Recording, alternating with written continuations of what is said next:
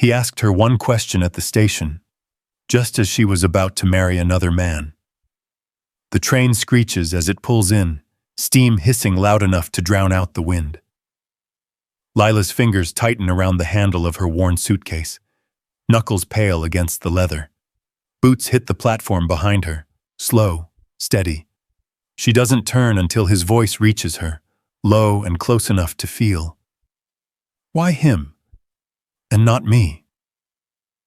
The conductor calls for boarding. She steps forward anyway, but her hand hesitates on the rail. Tell me, what would you do in her place?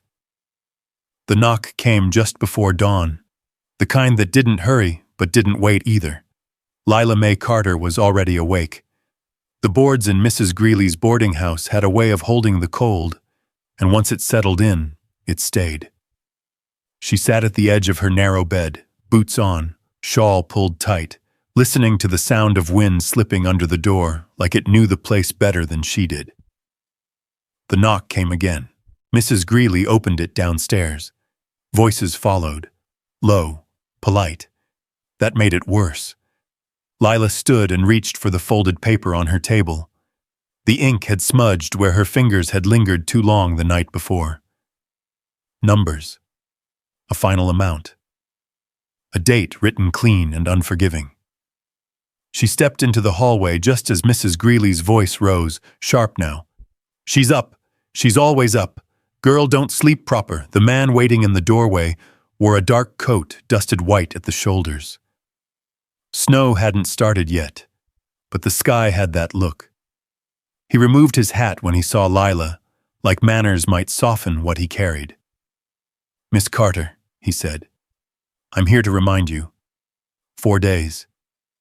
He didn't need to explain. Lila nodded once. I understand. He waited a second longer, as if expecting something else. Then he placed a folded receipt on the small table by the door and stepped back into the morning. The cold followed him out. Mrs. Greeley crossed her arms. You hear him. I can't keep you here past Sunday. Not with folks watching. I know, Lila said. She went back upstairs and closed the door behind her. The room looked the same as it had the day she arrived.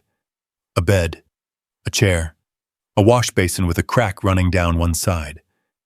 Nothing that asked to be remembered. She sat again and opened the letter. The paper was thicker than anything she owned. The handwriting steady, deliberate. A man from Montana, Ridge Hollow, a rancher, widowed, no promises made, only terms, a home, debts settled, and one line that had stayed with her. If you find you cannot remain, you will be given money and passage to leave. No obligation beyond your will. Lila read that line again. Not kindness, not romance. A way out. By noon she was back on the street, walking from one door to the next. The mercantile, the diner with the cracked windows, the laundry near the creek. Each time she handed over her name. Each time eyes moved. Not unkind. Just final. We'll let you know. They never did. By evening, the wind had picked up, pushing dust down the main road in long, restless lines. Lila stood outside the post office with the letter folded tight in her hand. She didn't look at it this time. She looked at the sky instead. Then she turned and walked back to the boarding house. That night, she packed. It didn't take long. 2 dresses, a pair of gloves with worn fingers, a small Bible that had belonged to her mother. She placed everything inside an old suitcase and closed it without pressing down. Sunday came with a gray sky and a colder wind. Mrs. Greeley didn't say goodbye. She stood by the door, watching, as if waiting to see whether Lila would turn back. Lila didn't. The station sat at the edge of town, boards creaking under the weight of weather and time. A few men stood near the freight crates, hands tucked into coats. No one paid her much mind. The train wasn't there yet. Lila set her suitcase down and stood with her hands resting lightly on the handle. The wind moved her skirt, pulled loose strands of hair across her face. She didn't brush them away. She kept her eyes forward. The sound of hooves came before she saw him. Slow, even. Wade Coulter rode in from the west road, his coat dark against the pale dust, hat pulled low. He didn't hurry, didn't call out. He stopped a few steps away, letting the horse settle beneath him. For a moment, he said nothing. Lila knew it was him before he spoke. There was a way he held still that didn't ask for space but didn't give it up either. He stepped down from the saddle. Boots hit the ground with a quiet thud. He walked closer, stopping where she wouldn't need to step back. "Lila," he said. His voice was low, same as always. She turned her head slightly. Not fully. Enough to see him. He looked at her the way a man looks at something he's already decided not to take. Then he asked, simple and clear. "Why him? And not me?" The wind moved between them, carrying dust and the distant smell of coal. Lila held his gaze for a second. Maybe two. There were 100 things she could have said. None of them would change the weight of the suitcase at her feet, or the paper folded in her pocket, or the 4 days that had already run out. She looked away first. The train whistle sounded in the distance. Wade didn't step closer, didn't reach for her, didn't say another word. He just stood there, hands loose at his sides, like he'd asked what he came to ask and nothing more belonged to him. The train pulled in with a long hiss of steam. Men moved. Voices rose. The platform came alive in small, hurried motions. Lila picked up her suitcase. She walked past Wade without brushing against him. Not because she tried to avoid him, because he had left the space. She climbed the steps, handed over her ticket, and stepped inside. The door closed behind her.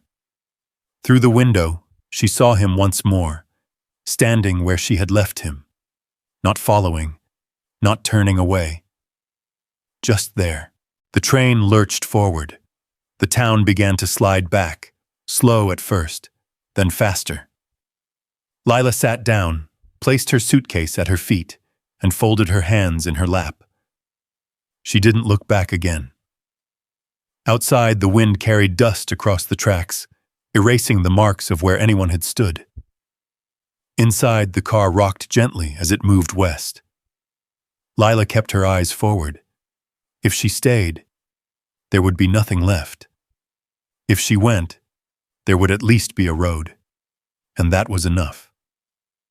The train carried her west through long stretches of pale land, where fences ran thin and the sky seemed too wide to hold anything still. Lila sat by the window, hands folded, watching towns pass without names she cared to remember. Dust clung to the glass. Every now and then she wiped a small circle clear with her glove, just enough to see the horizon. She ate what she had brought, drank water in careful sips, slept in short pieces, never long enough to forget where she was going. By the third day, the land changed. Less trees, more wind, the kind that pressed low against the ground and didn't ask permission to stay. The conductor called Ridge Hollow without raising his voice. Lila stood, lifted her suitcase, and stepped down onto the platform. The town was quieter than she expected. A few horses tied along the rail, a man loading crates onto a wagon. No one rushed. She adjusted her collar and waited. Harold Whitaker arrived without hurry. He walked from the far end of the platform, coat clean, boots polished enough to catch light. He stopped a few steps away, not too close. "Miss Carter," he said. His voice was even, not warm, not cold. "Yes," Lila answered. They shook hands, brief, firm, nothing held longer than needed. He took her suitcase and placed it in the back of the wagon. No comment about the journey. No question about the trip. They rode out of town in silence. The road to his ranch stretched long and straight, cutting through dry grass that bent with the wind. Lila sat beside him, hands still in her lap. She noticed the way he kept the reins steady, the way he didn't look at her unless he needed to. After some time, he spoke. "The house is prepared. You'll have your own room." Lila nodded. He added nothing else. The ranch appeared slowly. A large house set back from the road. Clean lines, wide porch, fences that had been mended recently. It looked finished. Too finished. Inside, the floors were swept. The furniture arranged without clutter. No personal items left out. No signs of anyone lingering in the rooms. Lila placed her suitcase by the wall and stood for a moment, listening. The house didn't answer. Harold removed his coat and hung it neatly. "The kitchen is there," he said, gesturing. "Water is drawn in the morning. Supplies come in on Thursdays." She followed his hand with her eyes. "Thank you," she said. He nodded once and stepped away, already moving toward the back of the house. That evening, they sat across from each other at a long wooden table. The meal was simple: bread, beans, coffee poured into thick cups that held heat a long time. They ate without speaking. At one point, Harold paused, set his spoon down, and looked at her, not searching, not measuring, just confirming she was there. Then he returned to his meal. Later, he showed her the room: a bed, a dresser, a window facing open land. "No one will enter without knocking," he said. Lila set her suitcase on the chair and opened it halfway. Not fully. "Good night," he added. "Good night." The door closed. The wind pressed lightly against the window, then moved on. Days settled into a pattern. Lila woke early, swept the floors, checked the stove, learned where everything was kept without asking. Harold left at first light most mornings, returned before dark, always at the same hour. They spoke when needed, nothing more. One night, the fever came. It started as a chill that wouldn't leave her hands, then heat that rose too fast. Lila sat at the edge of the bed, breathing slow, waiting for it to pass. It didn't. She lay down without removing her boots. At some point, the door opened. Harold stood there, not stepping fully inside. He looked at her, took in the room, the untouched basin, the way she hadn't drawn water. "I'll send for help," he said. Lila nodded. He left. An older woman arrived an hour later with a bag and a quiet way of moving. She worked without questions, changed the cloth on Lila's forehead, set a cup beside the bed. Harold did not return that night. By morning, the fever broke. Lila sat up slowly, the room steady again around her. The cup had been refilled, the cloth folded neatly on the chair. Everything in place, just not him. She dressed and stepped outside. The air was cold, clean. Across the yard, Harold was already working near the fence, hammer in hand. He didn't look toward the house. Lila watched him for a moment. Then she turned back inside. That afternoon, a rider passed along the far road, cutting across the ridge before disappearing behind a line of low hills. Lila stood by the window, hand resting lightly on the frame. She didn't know why she stayed there longer than needed, only that the house behind her felt full and empty at the same time. The wind began before the sky turned. It came low across the grass, pressing everything in one direction. Lila noticed it while she was rinsing a pan at the basin, the water trembling in small, uneven ripples. She set the pan aside and stepped out onto the porch. The horizon had gone flat. No color, just a line where the land ended and something heavier waited. By mid-afternoon, the first flakes came, not soft, sharp, driven sideways. One of the ranch hands ran across the yard, pulling his coat tight.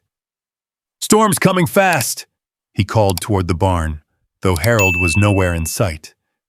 Lila stood there a moment longer, then went back inside. She reached for her shawl, wrapped it close, and tied it without thinking. The house creaked once, like it had settled deeper into itself. Another man pushed through the door, stamping snow from his boots. "Mr. Whitaker rode out this morning," he said to no one in particular. "Won't make it back before dark." He glanced at Lila, then away. The wind hit harder. From the window, she saw the cattle shifting near the far fence. Not grazing, moving, pressing against one another like something had unsettled them before the storm had even arrived. A shout came from the yard. "Fence lines loose on the north side!" Lila didn't wait to be told. She stepped outside, the cold striking fast against her face. The air smelled like iron and snow. She moved across the yard, boots sinking into the first thin layer forming over the ground. The men were already mounting up. One horse reared slightly, uneasy. "You should stay inside," one of them said, not unkind. Lila shook her head once. "Show me where." He hesitated, then pointed toward the ridge. The ride up was harder than it looked from the house.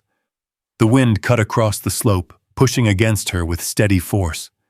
She leaned low, keeping her balance, remembering how to let the horse move without fighting it.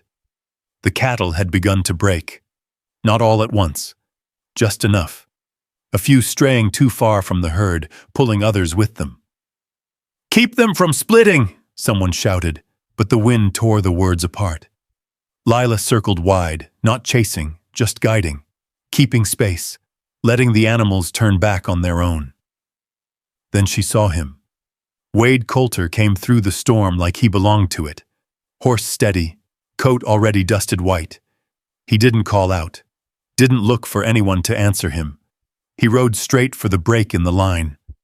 For a moment, he and Lila moved on opposite sides of the same drift. Not close, not far, just enough. A cow broke hard to the left, slipping on the frozen ground. Lila turned her horse, cutting across its path. Not rushing, just holding the angle. It slowed, turned. Wade closed the other side. They didn't speak.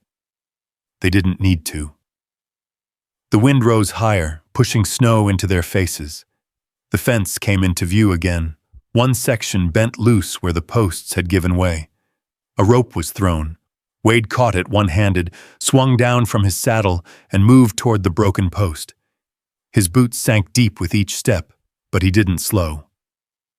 Lila guided her horse closer, holding position while the rest of the herd pressed back together. The rope slipped once in his grip. Lila stepped down before she realized she had decided to. The ground shifted under her boots. She reached out instinctively. His hand caught hers. Firm, steady, just long enough to hold her in place while the wind pushed hard against them both. Then he let go. No hesitation, no second look. He turned back to the fence, pulling the rope tight, securing the post enough to hold through the worst of it. The storm peaked fast. Then, just as quickly, it began to ease. Snow still fell, but softer now. The wind dropped to a low, steady breath across the land. The cattle settled. The men moved slower. Voices returned in pieces, carried clearer now. Wade stepped back, testing the line once more before releasing it. Lila stood a few feet away, her hands still at her sides. For a moment, neither of them moved. Then he nodded once.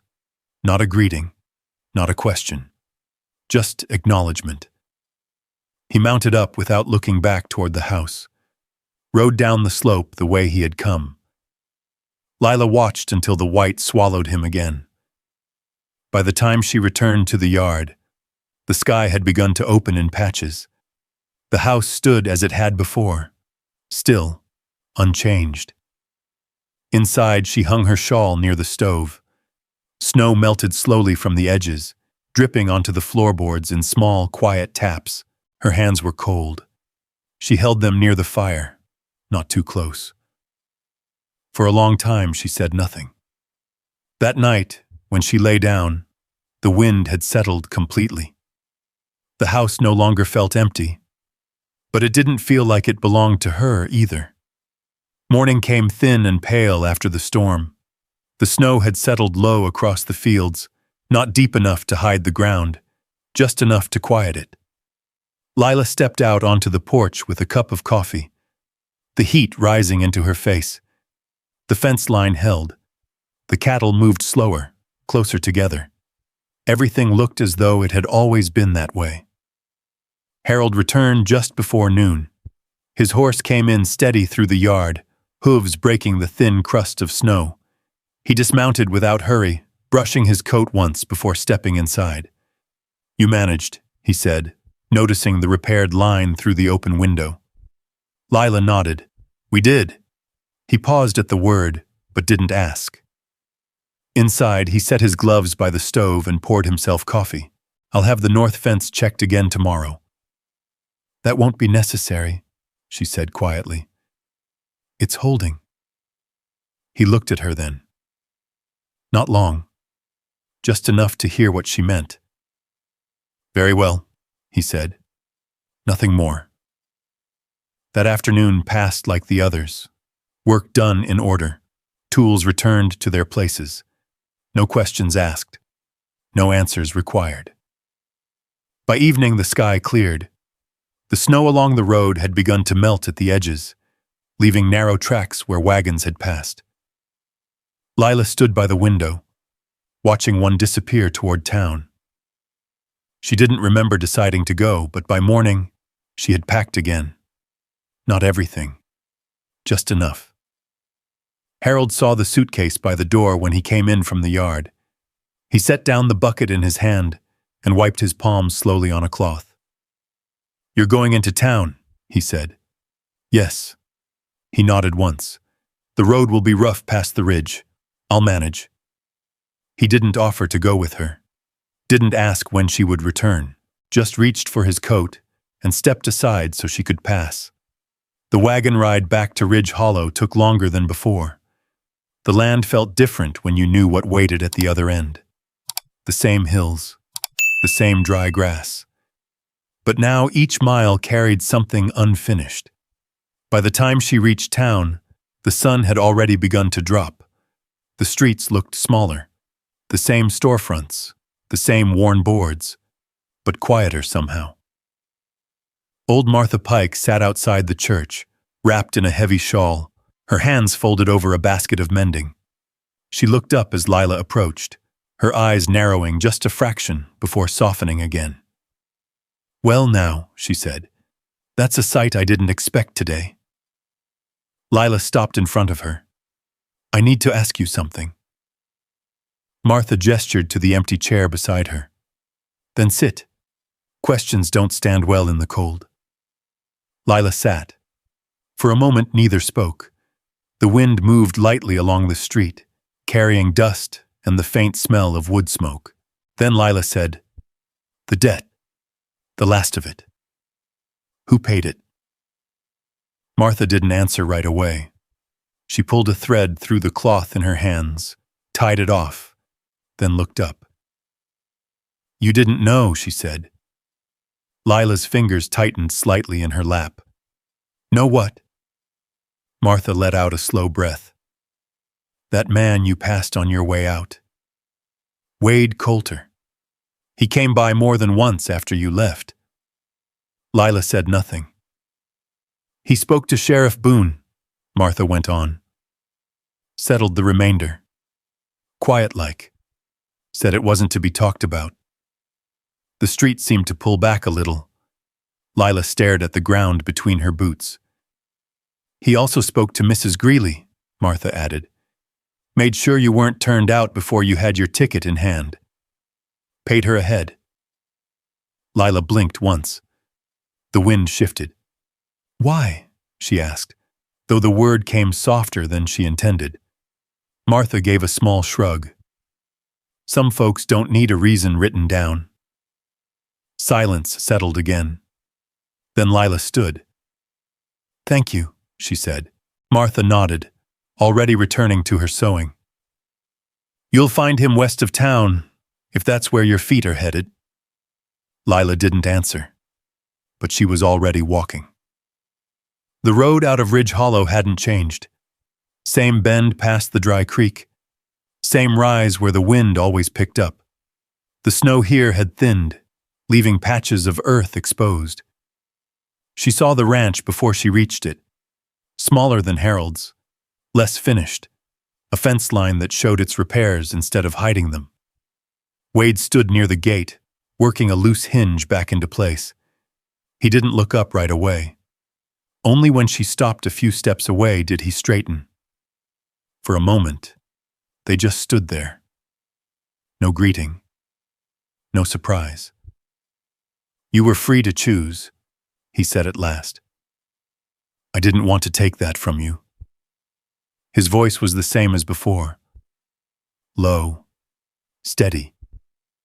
Lila held his gaze. The words settled between them, not heavy but not light either. She looked past him for a second. The yard. The tools. The house set back just far enough to feel separate from everything else. Then she looked at him again. "And if I choose again?" she asked. The wind moved through the space between them, lifting the edge of her coat. Wade didn't answer right away. He just stood there, hands at his sides, like he had before. Waiting. Not for her to explain. Just for her to decide. The wind eased, as if it had been waiting. Lila stood there a moment longer, her hand resting lightly against the seam of her coat. The road behind her stretched back toward a house that had never asked her to stay. The ground beneath her boots felt steady, but not yet claimed. Wade didn't move, didn't step forward, didn't step away. He waited the way a man waits for weather to settle, knowing it would, but not forcing it. Lila let out a slow breath.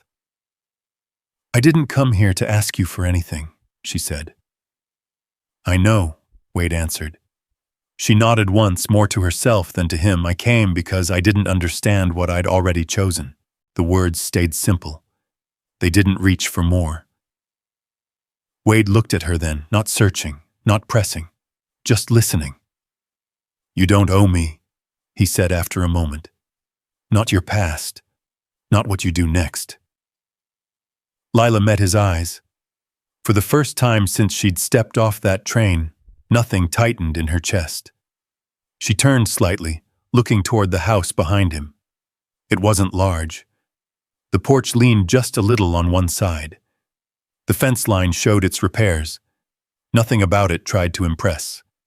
It stood the way a place stands when it's been used, not arranged.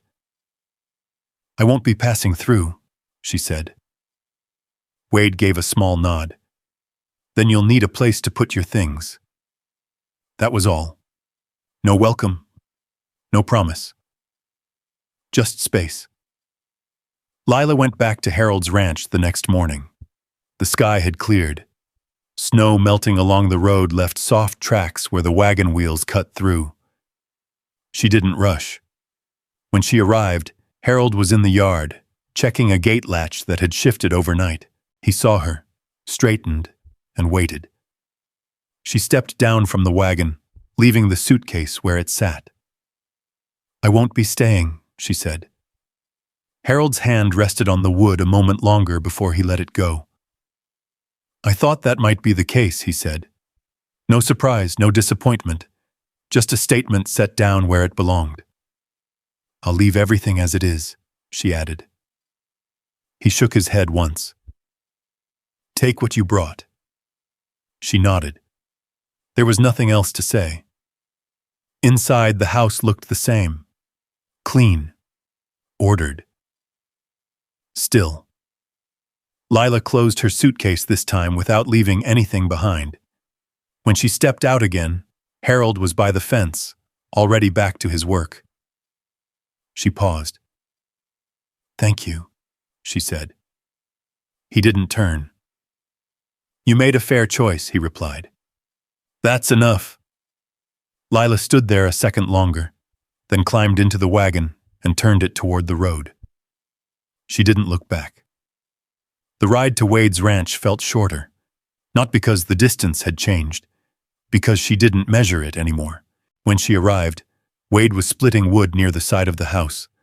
The steady sound of the axe carried across the yard. He stopped when he saw her, set the axe down, wiped his hands on a cloth. Lila stepped down, lifted her suitcase, and walked toward the porch. She set it beside the door. Wade came up a few steps behind her. "There's a loose board near the back fence," he said. "Needs fixing before the ground softens." Lila glanced at him, then toward the yard. "I saw it," she said. "I'll take care of it after I put this inside." He nodded once. That was all it took. Days followed, not marked by anything large. A hammer set against wood, the sound of nails driven clean, a kettle warming slow on the stove, boots left by the door in the same place each night. They worked without asking who should do what. Wade fixed the fence line. Lila mended the broken hinge on the back gate. Eli Turner came by once, dropped off a sack of feed, and left without questions. At supper, they sat across from each other at a smaller table than Harold's. The food was simple. The silence wasn't empty. One evening, the wind came back, softer this time, just enough to brush against the windows. Wade stood, reached for something on the shelf, and set a small oil lamp on the table. He didn't light it, just placed it there. Lila looked at it, then at him. He didn't explain. She reached out, struck the match, and lit the wick. The flame steadied, casting a quiet glow across the room. Lila adjusted the glass, set the lamp near the center, then rested her hand beside it. She didn't move it again. Outside, the wind passed. Inside, the light held. Lila didn't speak. She didn't need to. She had stepped onto a road once because it was the only one left. This time, she stood where she was and didn't feel the need to move. This time, the thought settled without needing to be said. She didn't choose a man. She chose where she could stand and not be moved. And maybe that's the part that stays with you. Not the train, not the storm, not even the moment someone finally saw her for who she was, but that quiet decision to stop running. If you had been standing where Lila stood, cold wind at your back, a road behind you that never once felt like home, what would you have chosen? Safety that asks nothing, or a place that asks you to stay and lets you decide anyway? Some people spend their whole lives trying to be chosen, trying to fit into rooms that never quite open for them. But every once in a while, life hands you something different. Not a promise, not a rescue, just a place, and the space to become yourself inside it. That's not the kind of love that arrives all at once. It's the kind that builds slowly, in shared work, in quiet evenings, in the way someone steps aside so you don't have to. And maybe that's what matters most. If this story felt close to something you've known, leave a few words below. I'd like to hear what part stayed with you. There are more stories like this waiting. Stories about second chances, about steady hands, about finding a place where you don't have to prove you belong. And if you're still here, maybe the next one is meant for you too.